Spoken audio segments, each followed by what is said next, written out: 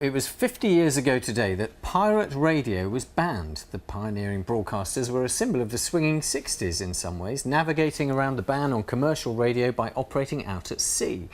One of the best-known ship-based stations was Radio Caroline, more recently based at Strood in North Kent. Well, two of Pirate Radio's best-known voices were Roger Day and Dave Cash, who both went on to build loyal listeners on BBC Radio Kent. Dave died last October, and today his ashes were scattered at sea. Piers Hopkirk has been speaking to some of the pirate pioneers.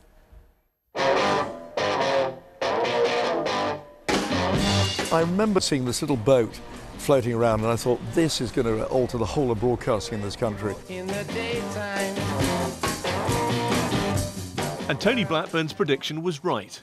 In the early 60s, the BBC played hardly any pop. Commercial radio was banned.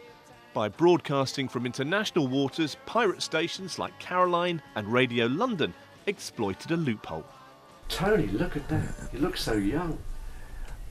Haven't changed, have I? There were fun times, Yeah. And I'm sure there were those in the government that really liked the fact there were pirates on the air, and certainly the young people and their families all loved it. It bridged all generations and all social classes. But while the pirates had many followers, they also had a powerful enemy. Pirates are a menace, and I don't believe at all that the public wouldn't support action to enforce the law. At midnight on August the 14th, 1967, the Marine Offences Act became law.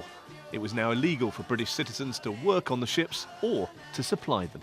It was sad and it was happy because we didn't know what the government were going to do. Most of the stations were closing down, but us naughty boys, we were carrying on, risking a fine, jail sentence and that sort of thing, just for playing pop music on the radio, for goodness sake. It seems unbelievable now.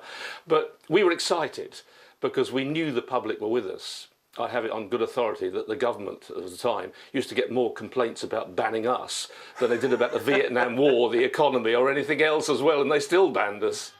Along with Roger Day, the late Dave Cash was one of the pirate pioneers.